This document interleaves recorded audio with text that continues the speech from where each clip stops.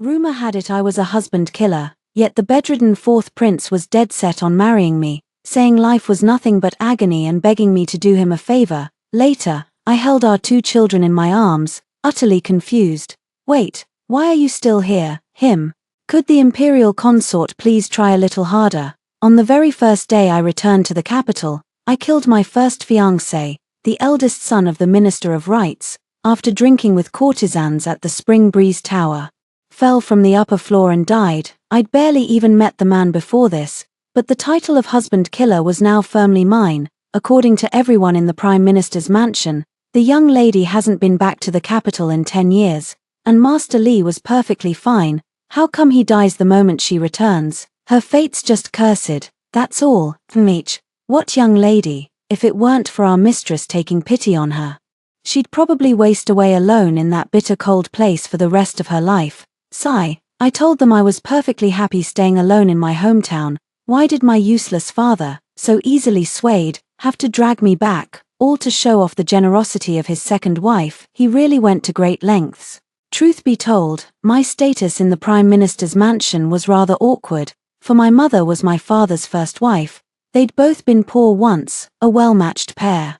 But then my father topped the imperial examinations and rose through the ranks in the blink of an eye. Amidst the capital's princesses and ministers' wives, my mother stood out like a sore thumb. Before long, my mother passed away, and I was sent back to my hometown ostensibly to recover from an illness, but in truth, to make room for someone else. I didn't care, though. Life in my hometown was free and easy, far happier than anything the capital could offer, so I was miserable after returning. My father's current wife came from an aristocratic family. Aside from giving birth to a daughter and no other children, she was faultless. She'd even thoughtfully helped my father take several concubines. It was just that, all these years, not a single child had been born to them. Thus, my father finally remembered I existed. A daughter, if nothing else, could be used for a political marriage.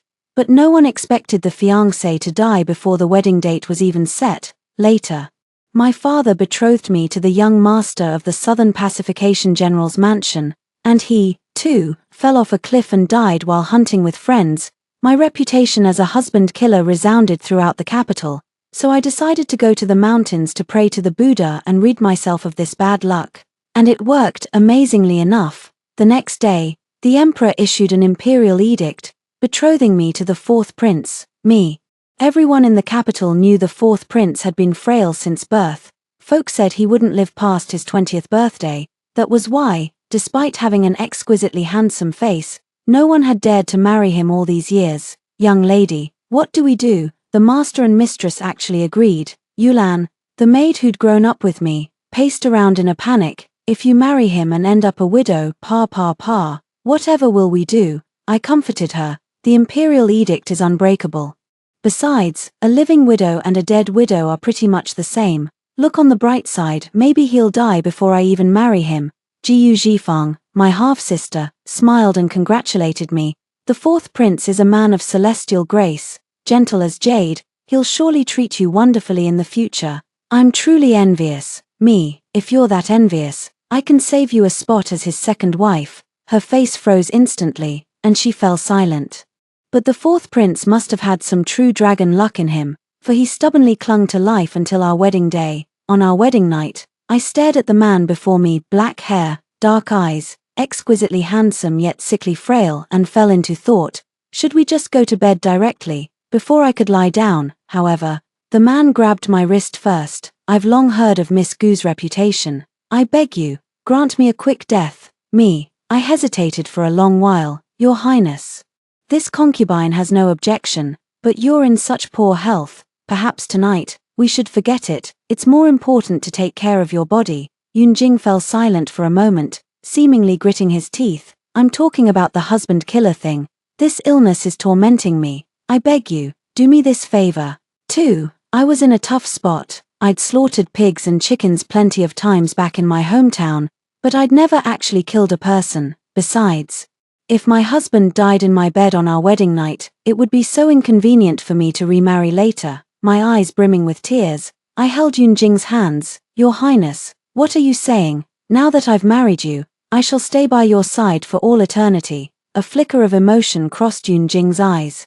And then he slowly broke into a faint smile. The candlelight flickered. The man was breathtakingly handsome when he smiled.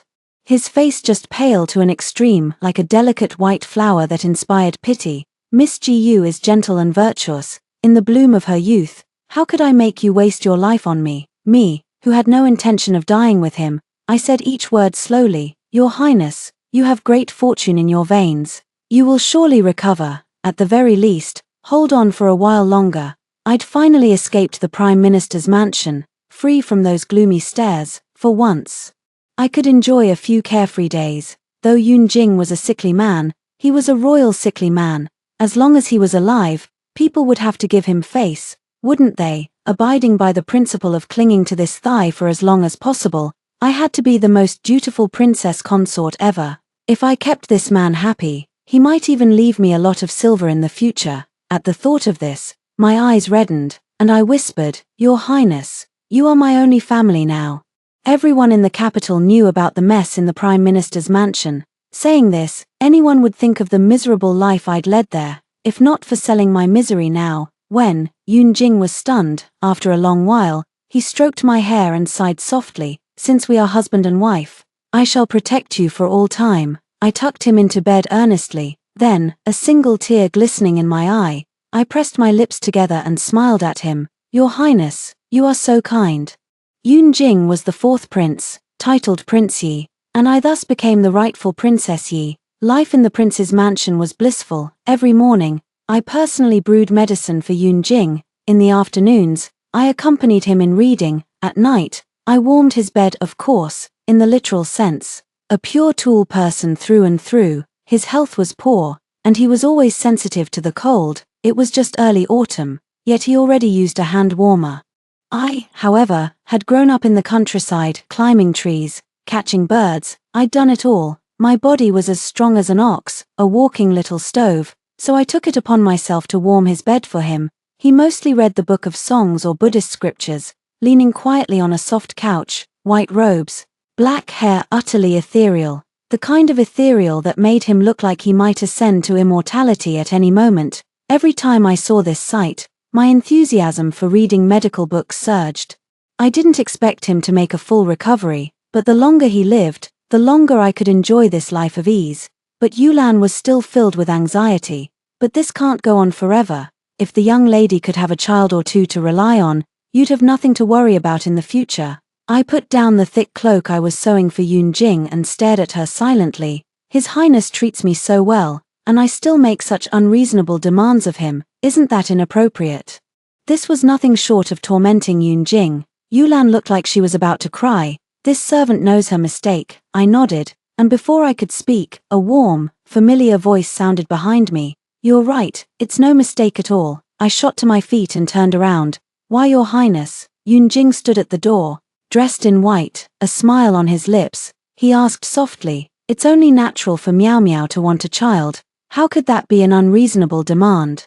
A chill ran down the back of my neck. For a moment, I was confused. Well, why isn't it? I thought it, but I'd never dare say it out loud. Your Highness, I stepped forward and took his cold hand, my heart growing even colder. How long had he been standing there? Yulan is young and foolish. Please don't take it to heart.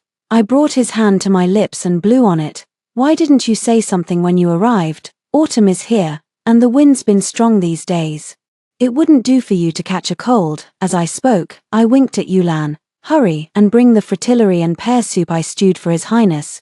Yulan ran off in a flash. Yun Jing coughed a few times, his face growing even paler. Cough, cough, cough, meow meow. Rest assured, what you wish for, this prince, cough. This prince will do his utmost to, cough, cough, cough. Me, seriously, looking like this, doing his utmost seems rather hopeless, doesn't it? Of course, no matter what. The esteemed fourth prince was still a man. Saying that would hurt his pride, so I'd never utter those words. I held his hands earnestly, my eyes sincere. Having a child with Your Highness would be the greatest blessing. But no matter what, in Meow Meow's heart, Your Highness is the most important person of all. TSK. Life is hard, so Meow Meow acts her part. Yun Jing's long eyelashes fluttered, his dark pupils deep and calm like still water. After a long while, he slowly smiled. Meow Meow must keep her word, I nodded frantically. My esteemed husband, my thigh to cling to, my protector. Of course no one in this world is more important than you. Everyone in the prince's mansion knew how deeply the fourth prince and I loved each other. The news even spread back to the prime minister's mansion, because on my father's birthday banquet, Yunjing accompanied me back in person. Though my father was the prime minister, Yunjing was a titled prince after all. By condescending to come with me, he'd given us immense face, my face. Throughout the entire banquet, Jiyu Zhifang's face was clouded with displeasure. It wasn't until her mother, Madame Jiang, casually mentioned her betrothal to the crown prince that she smiled again, triumph plain to see in her eyes. Yes, she'd just become betrothed to the crown prince, Yun Ming, as his secondary consort. She smiled sweetly. Sister and Prince Yi are as harmonious as a lute and a zither.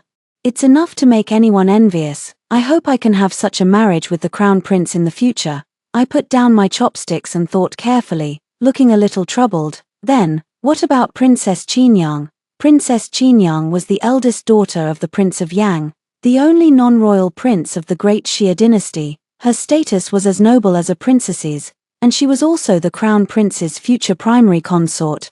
Jiyu Zhifang's face froze instantly, and she hastened to salvage the situation. No, it's not like that. I have absolutely no intention of competing with Princess Qinyang. I only wish to serve the crown prince wholeheartedly in the future, just as you do Prince Yi. Sister, though you've only known each other a short while, your bond is truly deep. Was she implying that I curried favor with Yunjing on purpose? That my affection for him was all an act? It was true. Of course, but it was rather rude of her to say it out loud in public. I set down my chopsticks, held my breath, and my cheeks flushed slightly. With a hint of shyness, I glanced at Yunjing beside me. Your Highness is very handsome. As everyone knew, Yunjing took after his mother, and was indeed the most good-looking among all the princes. As for Crown Prince Yun Ming, well, he looked just like the current emperor, rather stocky. I looked at her earnestly, but feelings can be nurtured. Given time, your bond will naturally grow deep too. Jiyu Zhifang's features twisted slightly. Yunjing beside me seemed to let out a soft chuckle, for rumors of Yunjing and I falling in love at first sight spread throughout the entire Great Xia, so much so that the emperor specially summoned me to join the autumn hunt. As Princess Yi, I was certainly entitled to go, but that was the problem. The man I married, with his frail little body, what did he have to do with an autumn hunt? Forget riding a horse and hunting. If he could stand in the bitter late autumn wind on the outskirts of the capital for half an hour, I feared I would be on my way to becoming a widow early. But Yulan had heard some gossip from somewhere, and looked at me with watery eyes. Miss, I heard His Royal Highness the Fourth Prince is only going this time for you. How so? Yulan counted on her fingers. His Royal Highness has been frail since he was in his mother's womb. So he has never participated in the autumn hunt. Only 3 years ago, the Crown Prince invited a famous doctor to tend to His Royal Highness's health, and he really improved a great deal. The Emperor was overjoyed, rewarded the Crown Prince, and even specially let His Royal Highness go to the autumn hunt. But His Royal Highness caught a cold there, lay abed for a month when he came back, and almost, Yulan lowered her voice, for this matter, the Emperor flew into a terrible rage. Saying the doctor the Crown Prince invited was a quack, he not only severely punished the Crown Prince, but also exiled that doctor. There seemed to be nothing wrong with this story, yet something about it felt off. In the end, it was still Yunjing's own poor health, but who let him have a face almost identical to his mother's. Rumor had it that the former consort Rome was the most beautiful woman in the harem. Beloved by the emperor all her days, though she came from a humble background, she had firmly established herself in the palace with just her face. Sadly, beautiful flowers fade early. She suffered a massive hemorrhage when giving birth to Yunjing and passed away on the spot. Thinking about it this way, Yunjing seemed a little more pitiful than me. At the very least, I still remembered what my mother looked like. But Yunjing had never even laid eyes on his, originally. The emperor didn't plan to let His Royal Highness go this time either. But he said that you've been in the capital from the northern moors for so long and haven't had much chance to go out and see the bustle of the capital. This is a rare opportunity, and he wants to accompany you. Yulan covered her mouth, her eyes brimming with the look of someone who had just seen a perfect love match. Though His Royal Highness is in poor health, His treatment of you is truly impeccable." I hesitated for a moment. That may be true, but these people in the palace have such loose lips. Yunjing hadn't even told me this himself, yet they all knew it better than I, his legitimate princess. Yolan's eyes widened. "So you're not going?" "Of course I'm going." I straightened my back. "His Highness's heart is true to me, and mine is the same for him." Woo-hoo, it's been so long since I've had roast rabbit. The rabbits in the imperial hunting ground must be plump, right? I was right. The rabbits in the hunting ground were indeed plump. Perfect. The only downside was that I got lost. To be precise, Yunjing and I got lost together. It was quite a ridiculous story. Originally, Yunjing and I, one a real invalid and the other faking dignity, even if we went to the hunting ground, should have stayed in a warm tent playing cards and waiting for food. No, waiting for the crown prince and the others to return with a full haul, but perhaps the weather was too perfect. The sunlight filtering through the forest, dappled tree shadows, piles of fallen leaves, making people relax unconsciously. I wanted to pick some pine nuts, and Yunjing readily agreed. I had planned to only stay on the edge, but as I picked and picked, I looked up and realized we were actually lost. Worse still, it started snowing. Does it ever snow this heavily in the capital? Hiding in a cave we had luckily found, I stared at the vast white expanse outside, a little dazed. I thought only the northern moors had such heavy snow. Yunjing turned to look at me. "Homesick?" I nodded vigorously. I missed my great ice lake, my snow sculptures, my roast rabbit. Sorrow welled up in my heart unbidden. Yunjing smiled faintly. "Then if there's a chance in the future, this prince will accompany you back to..." Cough, cough, cough. A cold wind blew in, and he started coughing again, his pale lips even whiter, filled with anxiety. I hurried forward to pat his back and soothe his breathing, but as I patted, Yunjing's head lolled to the side, and he fainted from exhaustion. I froze. Oh no, I really am a husband killer. The snow has sealed the mountain. What if Yunjing freezes to death here? 5. After thinking for a long time, watching Yunjing's face grow paler and paler, I gritted my teeth and simply stepped out of the cave. Then, I dug a branch out of the snow, made a slingshot by hand, and shot a rabbit dead on my way back. Inside the cave, a bonfire burned quietly, and the rabbit sizzled, dripping with oil. I held Yunjing and moved closer to the bonfire, staring eagerly at the golden brown, fragrant roast rabbit meat. Maybe I should eat first. Who knew when Yunjing would wake up? With this thought, I reached out and tore off a rabbit leg directly. Yet before I could take a bite, Yunjing suddenly stirred, and slowly opened his eyes. I immediately pounced on him. "Your Highness, you're awake."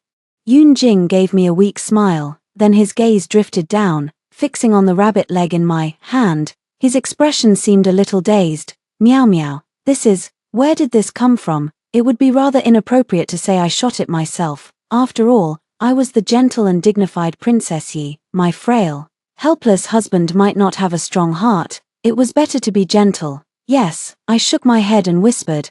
"Meow meow doesn't know either. Just now, when your Highness fainted, I went out to pick up some branches to make a fire, but when I came back, I saw this rabbit lying unconscious at the cave entrance. Perhaps it fainted from hunger." Yunjing stared at the glistening, oily rabbit leg, and fell silent for a moment. It must be so. I held back my heartache and handed the meat over. "Your Highness, eat a little to fill your stomach first. Someone will surely come looking for us soon." We had gotten lost in the afternoon, and now the sky outside was completely dark. Who knew when the guards would find us? I had to keep Yunjing alive first. Yunjing hesitated for a moment, and perhaps he was really hungry, for he took it anyway. I then turned my gaze to the other rabbit leg. "It's okay, one for each person is pretty good." Yet before I could move, Yunjing suddenly said, "It's hot, let me do it." I was stunned, and then I saw him take out an exquisite and beautiful dagger, and patiently slice the meat into pieces. This dagger was inlaid with jewels all over. I had always thought it was just an ornament. After all, this was the autumn hunt, and even though Yunjing wasn't participating, hanging a dagger was a good way to keep up appearances. I never thought it would come in handy at a time like this. The bonfire light reflected on his exquisitely handsome face, making him look like an immortal banished from heaven. My mind wandered for a moment. Honestly, this man hit all my aesthetic points perfectly. Faced with such a face, my 3 parts of acting skills could play out 7 parts. perhaps addled by his beauty. When Yunjing handed over the sliced rabbit meat, I leaned forward and took a bite instinctively, then I accidentally bit his finger. I froze. Yunjing froze too. When I came to my senses, my face burned bright red. Yunjing blinked gently, and suddenly smiled. Why, is it not tasty? Me, is there something wrong with this sentence? Is there? For once, I felt flustered.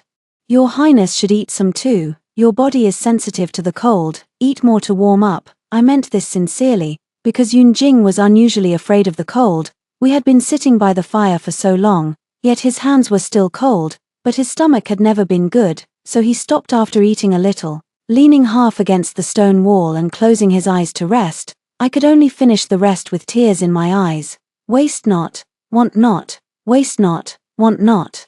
But I am a person with principles. Since I had eaten his food, I must return the favor. Yunjing seemed to have fallen asleep again. I touched his hand, and it was still cold. If he didn't see the sun tomorrow after this night, wouldn't I be in a bad way too? Thinking this, I raised my hand to unbutton his clothes. Yunjing seemed to sense something, and opened his eyes. The bonfire flickered, reflecting in the depths of his pitch-black eyes. Impossible to see clearly. Meow meow, he asked softly, as if not fully awake yet. I snuggled close to him, draped the thick cloak I had sewn for him earlier over his shoulders again, and wrapped my arms around his lean waist. This man looked delicate, yet he had abs. The thought flashed by in an instant, and I nuzzled his neck. I'm warm. Let me warm your highness up. Yunjing said nothing, his breathing seeming to still for a moment, but his body felt a little warmer than before. I was delighted, and looked up at him, just in time to see the tips of his ears turn pink. It works. The man's complexion has improved a lot. I held him even tighter, striving to pass all the heat from my body to his through our thin inner robes. Do you feel better? Yunjing closed his eyes, his Adam's apple bobbed, and his voice was a little hoarse. 6. I slept straight through until dawn. When I woke up in the morning, I found the thick cloak draped over me, and Yunjing standing at the cave entrance, looking out. He stood with his hands behind his back, the early morning sunlight falling on him, making him seem even colder and clearer than the white snow outside. Your Highness, I touched my clothes, which had been fastened at some point, and hugged the cloak as I walked over, only to see faint dark circles under Yunjing's eyes. Did you not sleep well? I thought I'd been a pretty competent little heater. Yunjing curved his lips slightly. It's nothing. He pointed outside. It seems someone's come looking for us. I never expected it to be Princess Qinyang. Prince Yang was skilled in horseback riding and archery, and as his eldest daughter, Princess Qinyang was famously excellent in these two. Prince Yi, Princess Yi. Princess Qinyang clearly let out a sigh of relief at seeing both of us alive. We finally found you. I curtsied to thank her, then said with a worried frown, His Highness must have caught a cold. We need to get him to a royal physician at once. Princess Qinyang waved her hand. The royal physicians are all tied up right now, but the doctor from my manor came with us. Let him take a look at Prince Yi. Anyone Princess Qinyang employed was surely an excellent physician. But, what did she mean the royal physicians were all tied up? I couldn't help but ask. And Princess Qinyang waved a hand dismissively. It's nothing. The crown prince was assassinated. Me, if I remembered correctly, that's your future husband, isn't he? Princess Qinyang seemingly realized her tone was far too casual, and added, he's not dead, just took 2 sword strikes to the chest. Me. Yunjing's brows furrowed slightly. What happened? Word is it was the third prince's doing, Princess Qinyang said, her face twisting into a look of disdain.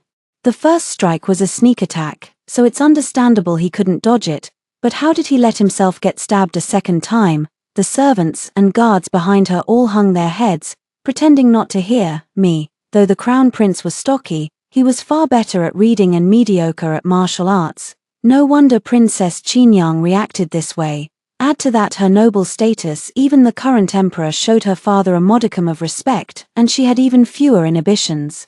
She'd probably say the same thing even if the crown prince was right here. I walked forward with Yunjing, and the snow under my feet suddenly caved in, sending me stumbling. Luckily, Yunjing wrapped an arm around my waist just in time. Meow meow, are you all right? Beneath the sunlight, his long eyelashes drooped slightly, and a cold wind blew, making his lips look even paler. My face flushed red. not from shyness, but from embarrassment. Me, the unrivaled tyrant of the countryside. Reduced to being supported by an invalid, humiliating, disgraceful. I quickly clung to his arm. I'm fine, perfectly fine. Princess Qinyang's gossipy eyes darted between the two of us, and a strange smile suddenly spread across her face. It seems the princess Yi had quite a hard time taking care of Prince Yi last night. Talk if you want. Why are you smiling? Yunjing ignored her words, only lifting a hand to feel my forehead, his brows furrowing slightly. You have a fever. He then looked at Princess Qinyang. Please tend to Miao Miao first. Princess Qinyang clicked her tongue, and with a look of regret, waved at the doctor behind her. When we got back, I found out a lot had happened that night. The third prince had sent men to assassinate the crown prince, leaving him severely wounded. The emperor flew into a rage and threw the third prince into the imperial prison. Overnight, the court was thrown into an uproar. And because Yunjing and I had been stranded in the mountains all day, we'd missed it all perfectly. But Yunjing's condition was no better. The snow-blocked mountain had worsened his illness, and he took to his bed for a full half-month. I sat in the courtyard and began to worry. Yulan, do you think since Jiyu Zhifang and the crown prince's wedding has been postponed, my widowhood might come early? Yulan looked at me with despair in her eyes. Me, you think it's possible too, don't you? A familiar voice sounded from behind me, interspersed with a few coughs. This prince promised to have a child with Miao Miao. I haven't kept that promise yet, so I should not be leaving anytime soon. 7. Some men are dead, yet they live on. Some women are alive, yet they might as well be dead. I think my eyes were even more despairing than Yolan's at this moment. Getting caught speaking ill of someone behind their back once was bad enough, now it was the second time. I quickly composed myself, turned around, and threw myself into Yunjing's arms. Your Highness, you're finally awake. Yunjing stumbled a little from the impact, but steadied himself in the end, and patted my head with a half-amused, half-sighing look. Why are you crying? I clung tightly to his lapels, looking miserable. Miao Miao doesn't want to eat or sleep alone. Will your Highness stay with Miao Miao forever? From the corner of my eye, I saw Yulan frantically winking at me. Miss. We're out in the open, everyone's listening. But I had no time for shyness now. If I didn't show some deep affection now, was there any hope left? Yunjing's hand paused for a moment, then he let out a soft laugh. All right, truly, a man on his deathbed speaks nothing but kind words. I found Yunjing more and more pleasing to the eye. This man might have a weak body, but he was truly a good person. Yunjing turned his head and coughed a few more times before asking gently, by the way, I heard Princess Qinyang sent you an invitation, asking you to her manor to admire the flowers. I shook my head. Your Highness is unwell. I have no heart for such things. Yunjing smiled. I'm fine. It's rare for you to have a like-minded friend in the capital. Or shall I accompany you? Though he'd woken up, I couldn't let him go through the trouble of traveling back and forth. What if he fell ill again? So I went alone in the end. Truth be told, what flowers were there to admire in the early winter? Princess Qinyang just wanted someone to come over and chat. I heard Jiyu Zhifang had been running to the crown prince's manor frequently these days, putting on the air of a gentle and virtuous secondary crown princess. As for Princess Qinyang, she either rode horses and played pitchpot, or admired flowers and drank wine. The contrast inevitably made Princess Qinyang seem overly arrogant, but she had a powerful father, so what did it matter? Even if the crown prince was deeply dissatisfied, he didn't dare to say a single word of criticism to her openly. He could only express his favor by bestowing gifts on Jiyu Zhifang, trying to gain the upper hand. The trinkets he gives aren't even worth my notice. Only those country bumpkins who've never seen the world treat them like treasures and show them off all day. Princess Qinyang grabbed a handful of melon seeds, her face full of disdain. I nodded earnestly. It was the truth, beloved as she was. Princess Qinyang was far more wealthy than the crown prince. Hey, by the way, help me pick one. Which one do you think is the best? Princess Qinyang said, and had a stack of scrolls brought over. The one who brought them was a slender young man with cold eyes and a straight back. I opened them curiously, then my mood grew extremely complicated. So when you said admiring flowers, you meant admiring men. I'd long heard that Princess Qinyang kept a troop of pretty boys in her manor, but this bold display of picking one out in the open was a first for me. Seeing that I'd been silent this whole time, Princess Qingyang nudged me with her elbow. Ever since I found out you chose to marry the fourth prince, I knew you had good taste. Hurry and help me pick. Me. Is this a compliment or an insult? I looked for a moment, then pulled out one scroll. This one. Princess Qingyang glanced at it. Ji Yang, nice choice. He's the top new selection from the Autumn Breeze Pavilion. I spent a pretty penny on him. I lowered my voice. Actually, I think none of these compare to the one who brought the scrolls. Princess Qingyang didn't even lift her head, snorting lightly. How could he compare to these men? Just a little beggar from a fallen noble family. I instantly knew his identity, the only son of the former Minister of War, Xiao Qi. A few years prior, the Minister of War had been implicated in a major case, and his entire family was arrested and their property confiscated. It was Princess Qingyang who stepped in and saved Xiao Qi. Sadly, the once talented and elegant young master had been reduced to a lowly commoner overnight. Xiao Qi seemed to have heard her words, but his expression didn't change in the slightest. He stared stubbornly at the ground, motionless. Princess Qingyang put the scroll away, then looked at the young man. Tell Ji Yang I'll go see him tonight. Xiao Qi pressed his lips together, his voice still cold. Yes, Your Highness. After Xiao Qi left, I said, if Your Highness likes him, why treat him this way? Princess Qingyang shot me a look. Don't talk nonsense. I'm betrothed to the crown prince, after all. Me, why didn't you say that when you were picking out pretty boys just now? After leaving the princess's manor, I didn't expect to run into Jiu Zhifang on the street. She sized me up from head to toe, touched the valuable red coral hairpin on her head, and smiled triumphantly. What's wrong? Is the fourth prince still unwell? He didn't even accompany you out, I sighed. The third prince hasn't even had his 7th day of mourning yet. Isn't it inappropriate for you to wear that hairpin? Jiu Zhifang's expression froze instantly. 8. Speaking of the third prince's suicide in prison, it was quite a sad affair. During the autumn hunt, his plot to assassinate the crown prince was exposed. The emperor flew into a rage and had him thrown into the imperial prison on the spot, but the case had dragged on ever since. Word was the third prince had gone on a hunger strike to protest, claiming he was framed and refusing to confess no matter what. The emperor, perhaps still clinging to the father-son bond, saw that the crown prince's injuries were gradually healing and the third prince's attitude was so unyielding, and decided to order another investigation. But just as the case files were delivered to the Dali Temple's desk, the third prince bashed his head against the prison wall and died. The jailer in charge had been drinking that night and failed to notice. By the time he realized something was wrong, the third prince had already been cold for quite a while. There were far too many coincidences in this matter. Many said the third prince had felt guilty when he saw the emperor was truly going to reinvestigate, and thus took his own life. A few others, however, cast suspicious glances at the crown prince.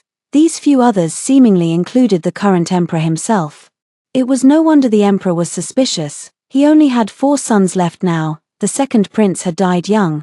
The fourth prince Yunjing was an invalid said not to live past 20, and the youngest fifth prince was only 3 years old this year, still tottering when he walked. Thus, the only ones with a real chance at the throne were the crown prince and the third prince. Now that the third prince had died such a suspicious death, it was only natural for everyone to think the worst.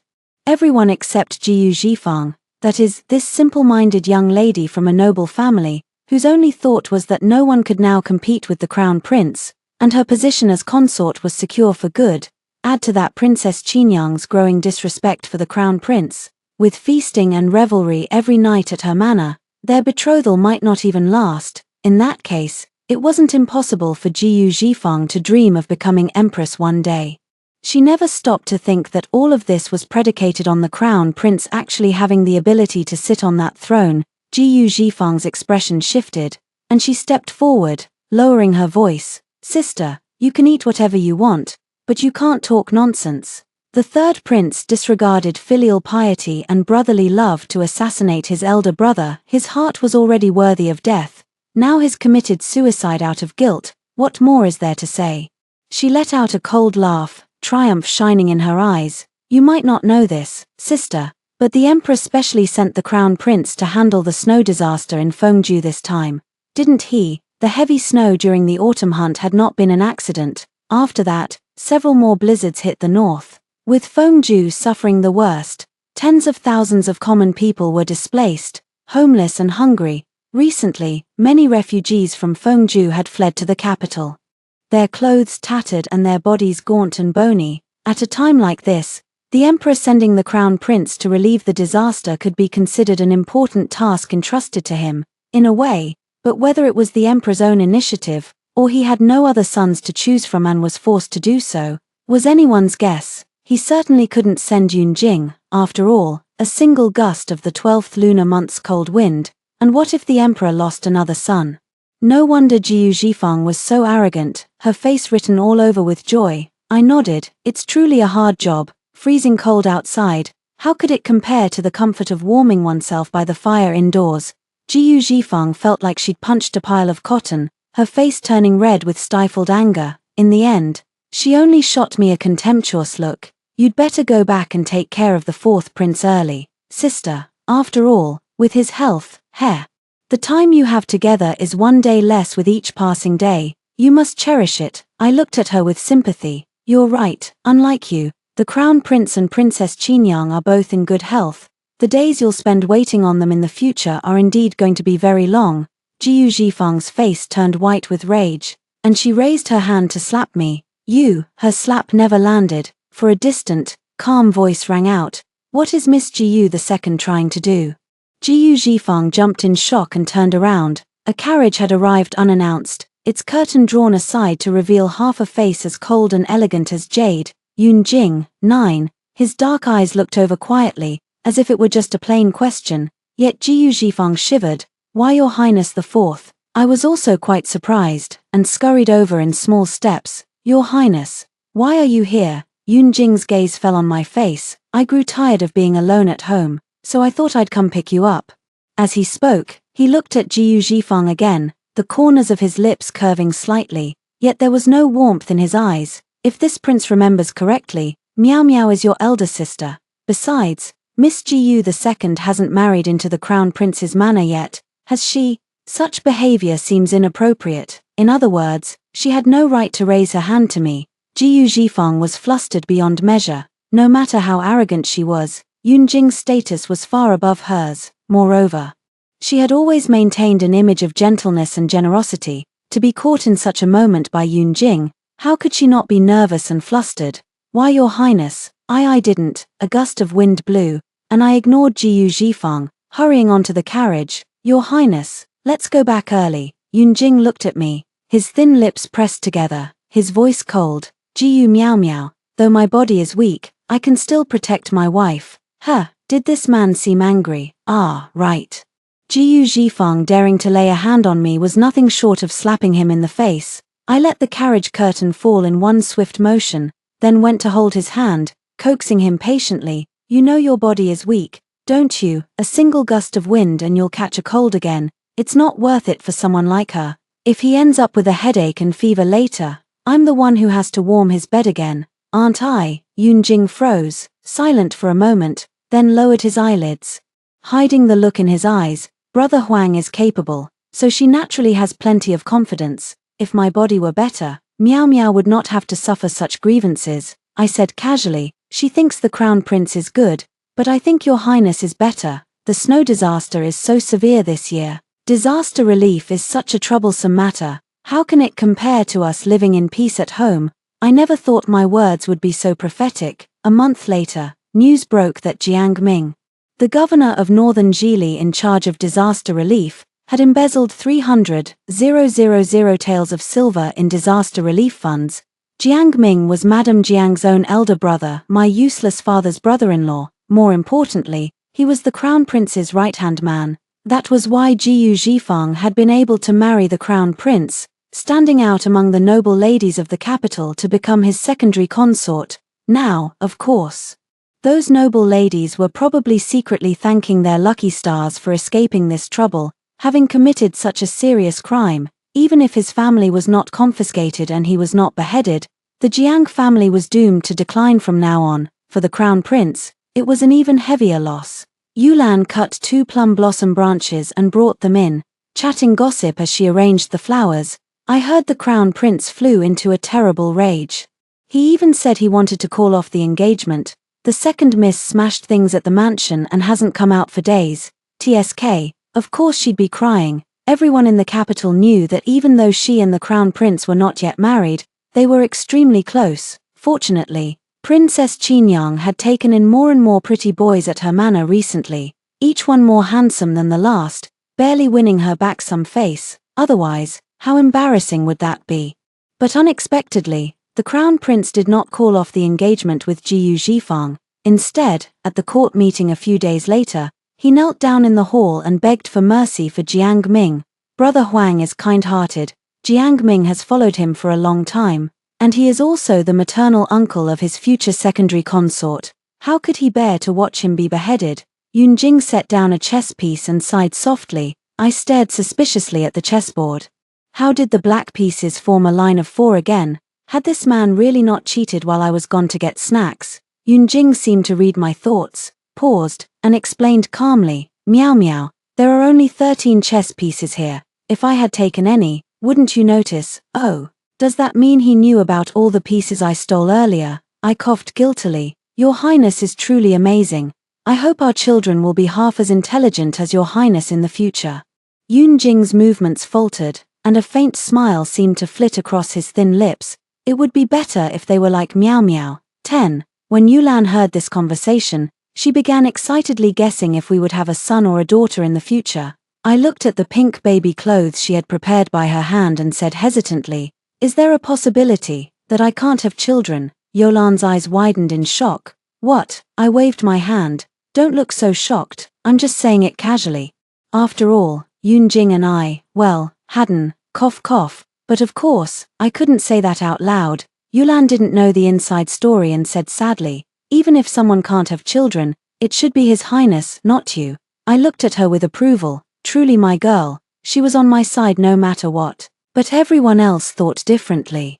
I had been married to Yunjing for several months, and my belly had not moved at all. The palace had already started hinting explicitly and implicitly that Yunjing should take a concubine. I was confused. "Really, Empress? Your only son has made his father so angry, and you still have the heart to think about such things." When I returned to the manor, I found out why the Empress was suddenly in such a good mood and even had time for such trivial matters. A large number of court officials, led by my father, had spoken up for the Crown Prince. Earlier, the Crown Prince had begged for mercy for Jiang Ming, angering the Emperor so much that he ordered him to reflect on his mistakes at the Crown Prince's manor for a month. Before the month was even up, the ministers submitted a memorial, saying the Crown Prince had acted out of great kindness and benevolence. More importantly, the snow disaster was getting worse, and many affairs still urgently needed his attention. Recently, the Emperor's health had also been poor, and he had been ill several times since the start of winter. At a time like this, the Crown Prince naturally had to shoulder the heavy responsibility. The Empress thought everything was secure, and apparently, many others thought the same, me. So I had to go find Yunjing and speak to him euphemistically about taking a concubine. "Your Highness," the Empress said, "the third miss of the Minister of Rights family has admired you for a long time. What do you think?" Yunjing lifted his eyelids slightly. "What do you mean by that?" "Meow meow," I recalled. "Though the third Miss Li is a concubine's daughter, I heard she has a gentle temperament and is an excellent chess player. If she enters the manor to accompany you, your days might become much more interesting." Yunjing asked in return, "So, you're not angry?" I looked surprised. "Why would I be angry?" Yunjing narrowed his phoenix eyes, and when he spoke again, his tone was inexplicably colder. "If she comes, I may not be able to eat and sleep with Meow Meow every day from now on." "Huh, that's right, how did I forget that? But, your Highness is of noble status. I never should have thought of keeping you all to myself. If there is someone else to serve you with me, you will be happy, and that will make me happy too." I blinked, my eyes full of sincere affection, putting on the air of a considerate princess.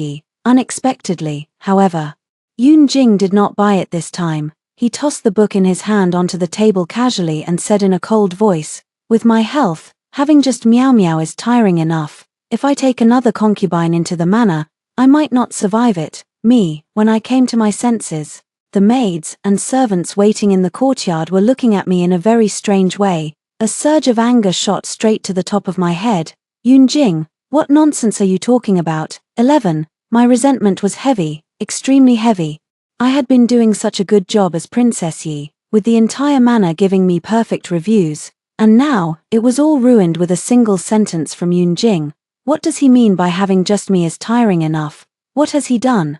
I wait on you every day, making your medicine, dressing you, warming your bed. And what about you? I stormed off and went to the princess's manor to admire the flowers. You really said that? Princess Qinyang clapped her hands in admiration. Impressive. Truly impressive. I was utterly annoyed. I never realized this man was so hard to please. Where else can you find a legitimate wife as dignified, generous and considerate as me? And he's not happy. Princess Qinyang clicked her tongue and drew an arrow from her quiver.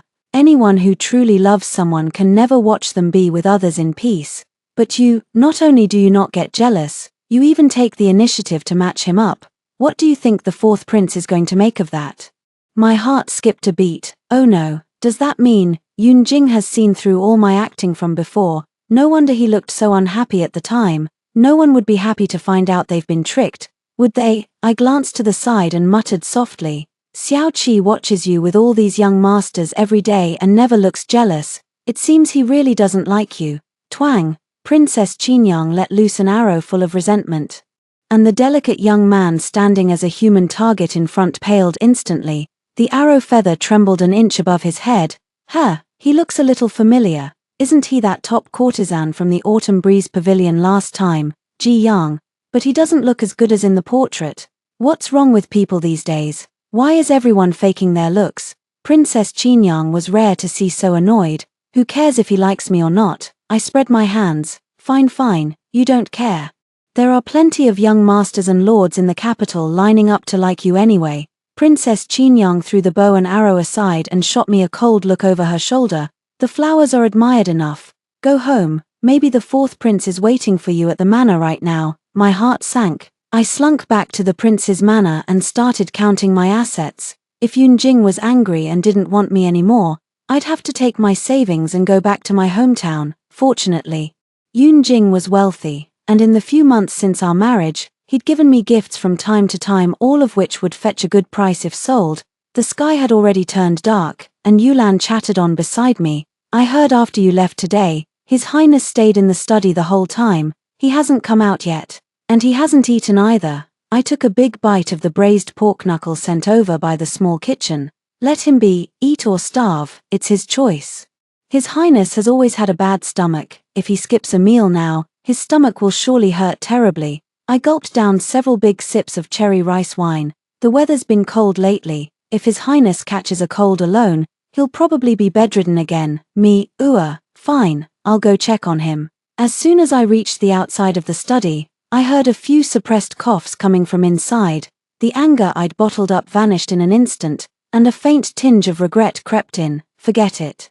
This man probably doesn't have many days left. Why bother arguing with him? Not to mention, in the months since our marriage, Yunjing has treated me impeccably. I was just about to raise my hand to knock when the door opened from the inside. The night was thick, with a light flurry of snow floating in the breeze. The glow of the colorful glazed lanterns fell on his cold jade-like face, gilding it with a warm hue, and in the depths of his dark eyes, there seemed to be an indescribable emotion. In that moment, I suddenly had an inexplicable feeling that he had been waiting for me for a long time. We'd just fought during the day, so seeing each other now was rather awkward. I could only speak stiffly. Your Highness's body can't stand such trouble. It's late and you still haven't eaten. You'll only be the one suffering later, Yunjing said softly. I can't eat without Meow Meow here. I hate this. Why am I always soft-hearted and not hard-headed? Why does him saying this in a faint voice with a pale face make me feel like I'm the one in the wrong? I took a deep breath and set down the heated meal. Eat a little. Warm your stomach. Yunjing seemed unusually obedient tonight. I told him to eat. And he actually sat down and finished every bite clean. It would have been fine if this man had lost his temper at me, but this just makes me feel guilty. After eating, Yunjing turned to look at me. I thought Meow Meow didn't want me anymore. Who had been forced back by Princess Qinyang and already counted my savings. I took a deep breath, sorted out my thoughts, and said slowly, Your Highness is my husband. Husband and wife are one. How could I abandon you alone?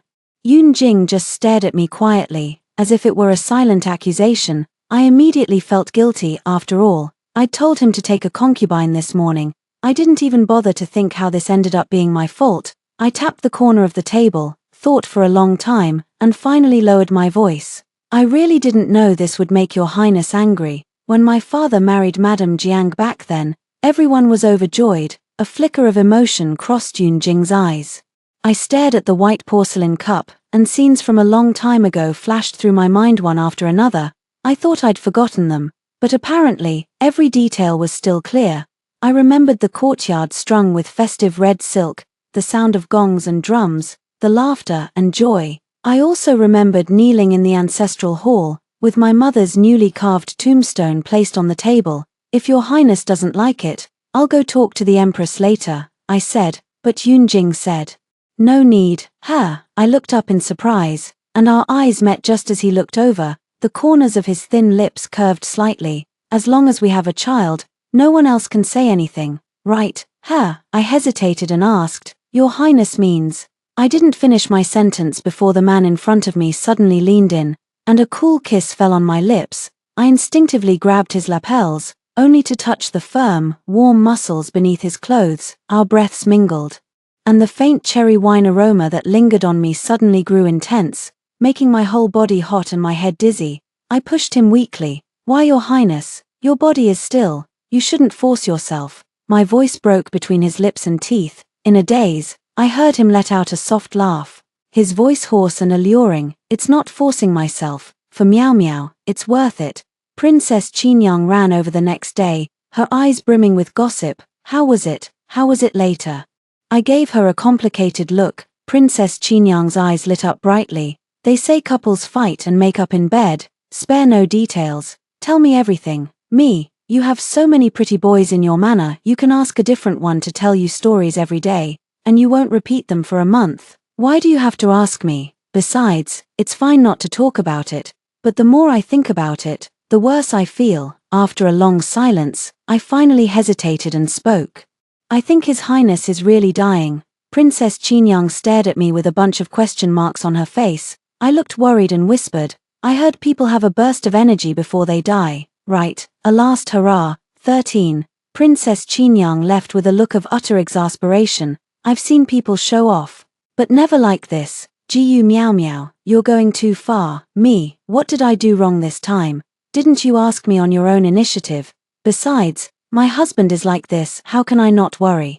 But I never expected that the one who would collapse first, not Yunjing, was the crown prince. The emperor still ordered Jiang Ming's execution. After all, the matter had spread widely among the people, and not killing him would not calm the public anger. But unexpectedly, Jiang Ming bit the crown prince back at the last minute, saying that the third prince's assassination attempt on the crown prince had actually been plotted by the crown prince himself to frame the third prince, and that the third prince's suicide in prison had been orchestrated by the crown prince. This bombshell shook the entire court.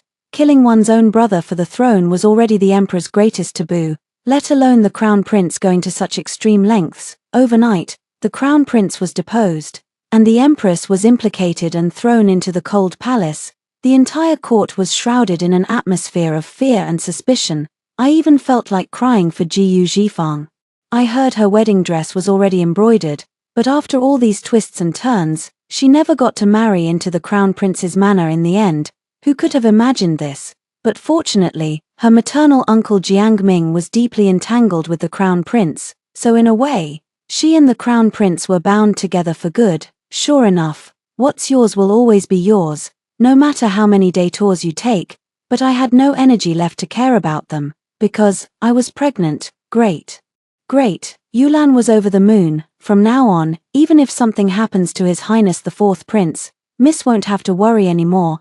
I also breathed a sigh of relief and pushed Yunjing away with a solemn expression. Your Highness doesn't have to keep trying anymore. Focus on resting your body. For a moment, I could have sworn I saw a hint of disappointment on Yunjing's face. Oh, this man is truly hopeless. Does he even know he doesn't have many days left? I felt even sadder. At this rate, the baby might not even get to see his father. When Princess Qinyang heard the news, she waved her hand and sent a mountain of gifts. I rubbed my eyes, which were almost blinded by the glitter, and looked at her with misty eyes. Your Highness is too kind. These gifts are far too valuable. Which one are you talking about? Princess Qingyang glanced around. My bad. How could I compare my little private savings to Princess Qingyang's wealth? Just as I was thinking. A servant boy came to report that my father was here. Princess Qingyang scoffed. With the crown prince deposed and the Jiang family confiscated, Prime Minister Ji Yu, who spoke up for the crown prince earlier, is naturally implicated too. He sent you to the bitter cold northern moors and ignored you for 10 years. And now he suddenly remembers he has a daughter. How convenient. I actually wanted to say I was really happy in my hometown. But what Princess Qingyang said was indeed true. In the half year since I married Yunjing, my father had never once asked about my life at the manor. Now he was here to visit, obviously because he had no other choice. After all, Yunjing was still the fourth prince, wasn't he? Probably seeing my dilemma. Princess Qingyang raised an eyebrow. Coincidentally, I have a manor on the outskirts of the capital with a hot spring built in it. It's very warm. Want to go there and play cards? I hesitated for a moment. Yunjing appeared out of nowhere, stroked my hair, and said gently, go if you want, meow meow. I'll handle father-in-law here. I immediately said, since your highness the princess has invited me sincerely, I can't refuse. Then I left with Princess Qingyang. As I walked out of the courtyard, I happened to see the steward walk up to Yunjing and whisper something to him. Prime Minister Ji Yu has been waiting in the front hall for a long time. Your highness, what do you think? Yunjing turned his head and coughed violently, a long fit that only stopped after a while. He pulled his thick cloak tighter, and a hint of apology crossed his distant eyebrows. Meow Meow has gone out with Princess Qingyang, and I've just caught a cold. If I meet him, I might pass it on to father-in-law. Go tell him that when my health gets better in a few days, I will definitely bring Meow Meow to visit him in person. This is what you mean by handling it. 14. The man is just about to die, and you've only caught a cold. It's clear that Yunjing knows exactly how to prioritize things.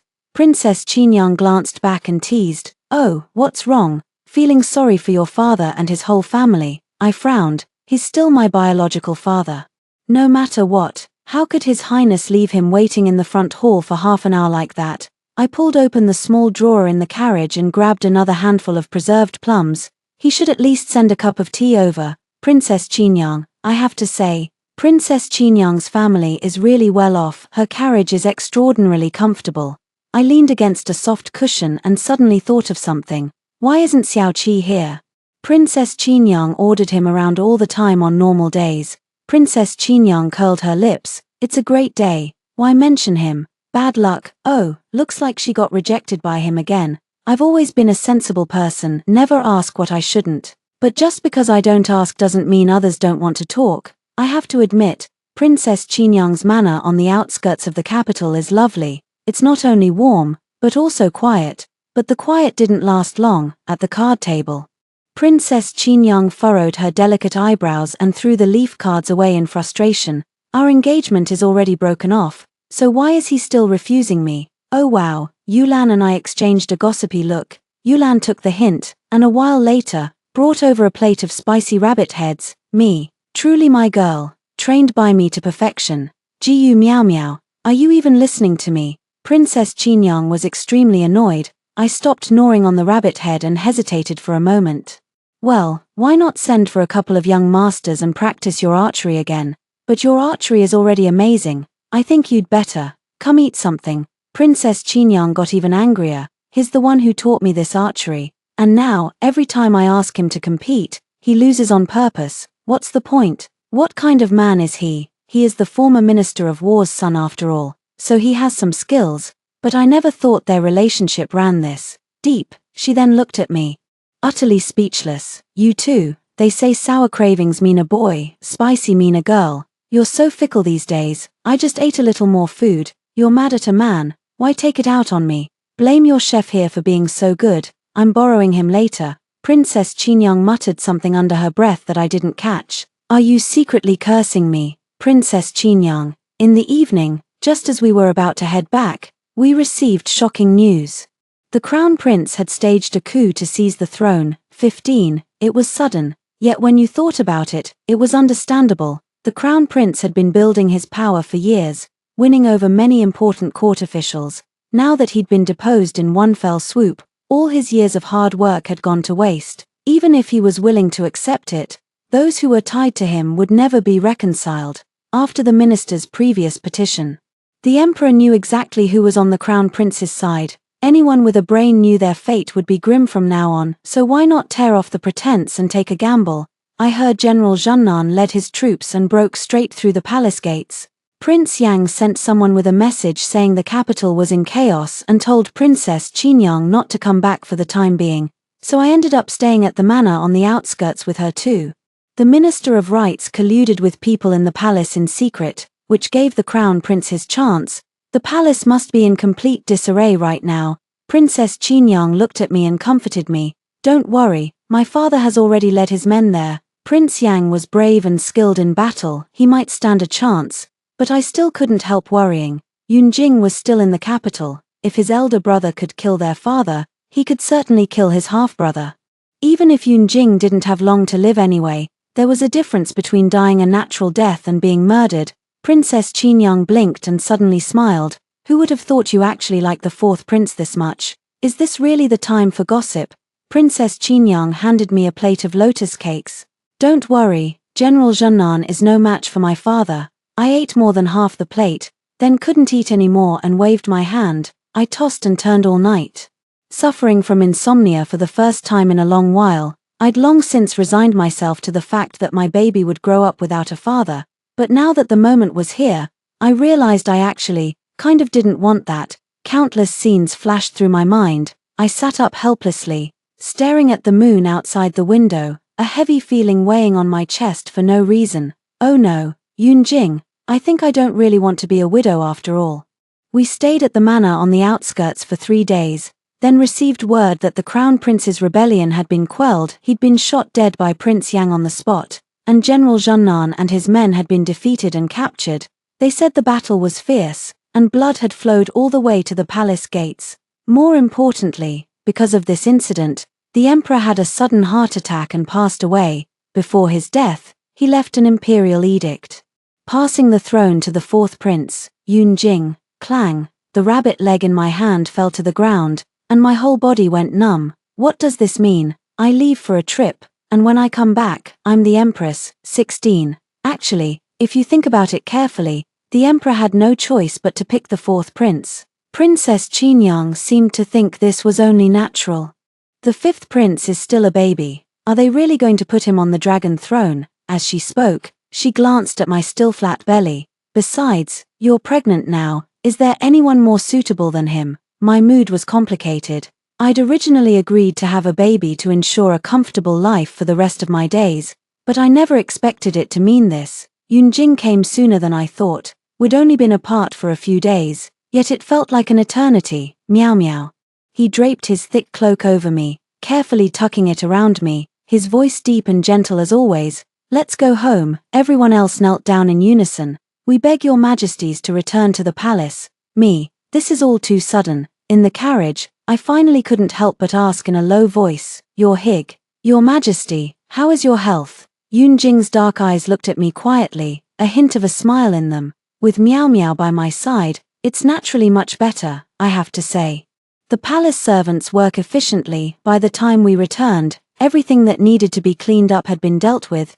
Yunjing's coronation ceremony was in a month. Surprisingly, all the court officials agreed to putting such a sickly man on the throne. Ah, right.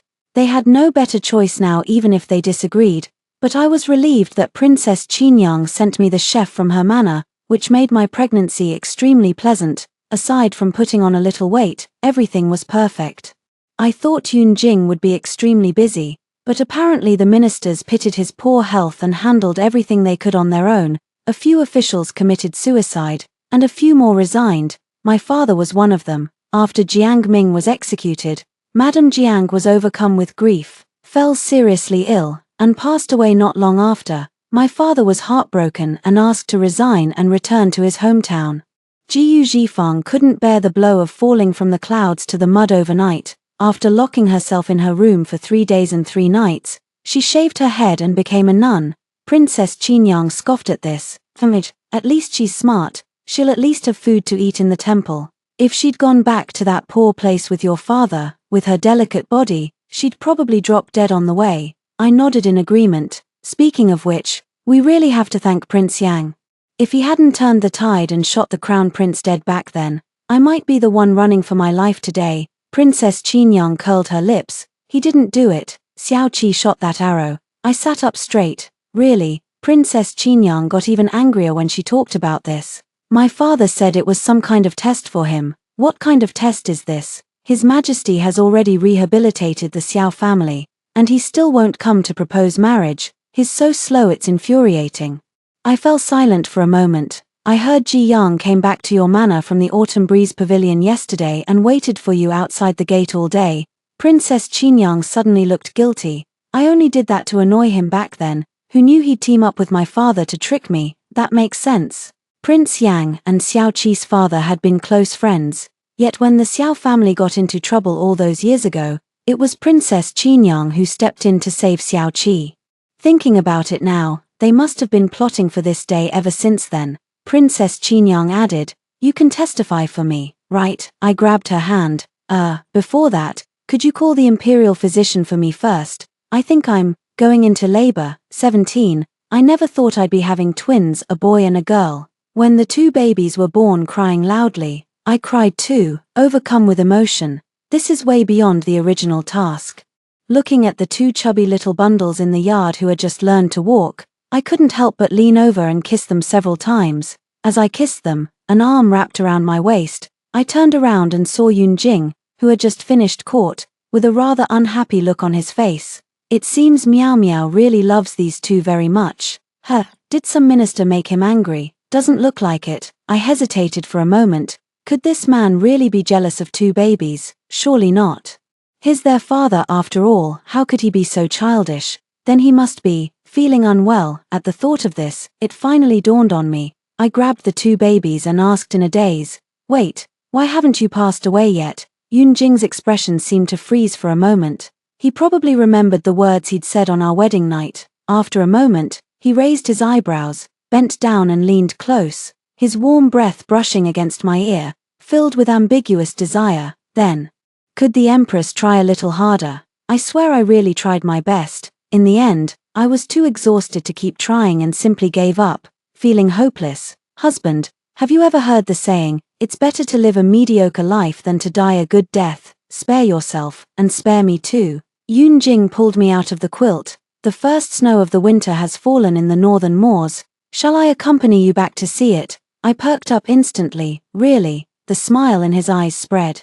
I promised Meow Meow. I always keep my promises, I said excitedly. Shall we call Princess Qingyang? She's wanted to go to the northern moors for ages. Yun Jing raised an eyebrow. She and Xiao Qi are getting married in 3 days. They probably won't make it. I felt a little regretful, but brightened up again at once. It's okay, then we'll go by ourselves. After a heavy snow, the ice lake froze solid. I wandered on it for a long time while Yun Jing roasted rabbits on the bank. I have to say his skills are getting better and better, but his health is still not good. He sat by the fire for half a day, yet his hands were still cold. I had to take his hands and warm them in mine. He lifted his eyelids slightly, his eyes clear and pure, and said softly, "Meow Meow, my whole body is cold too, me." Winter turned to spring, and the two babies could already run. I invited Princess Qingyang over for a chat.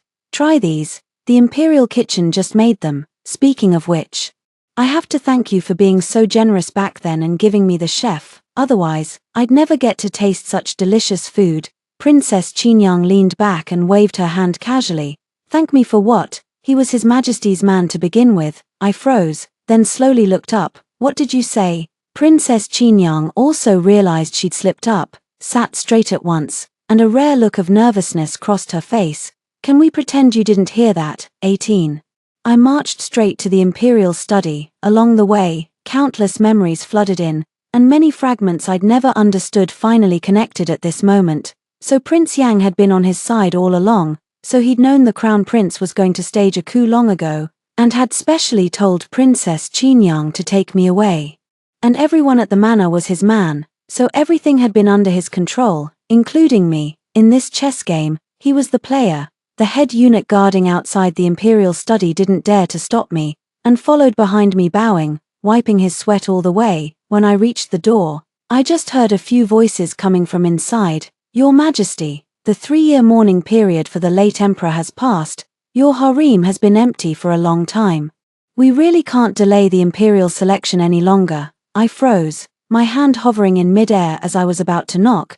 Then I heard Yun Jing start coughing, a fit that only stopped after a long while. With my health, having just the empress is already a struggle. Selecting more palace ladies to enter the harem would only bring more trouble. It would be my fault if I waste the youth of these noble young ladies then. Dead silence fell over the imperial study. The head eunuch beside me had his head almost buried in the ground. I looked at him sympathetically. It must be torture to hold back a laugh, right? Anyway, this wasn't the first time the man had said something like this about me. I was used to it. I knocked on the door. After a moment, the door opened. The several ministers behind him glanced at me, then quickly averted their eyes. Yun Jing was stunned. Meow meow, what's wrong? I blinked and took his hand. Nothing, I just want to eat roast rabbit. Will you come with me, husband? He was stunned for a moment, then a smile curved his lips as he held my hand back. A warm, comforting temperature spread through my palm, making my heart flutter almost unbearably. Sure, truth and lies, reality and pretense, none of it matters anymore. Nothing is more important than you. As long as you're here, that's enough.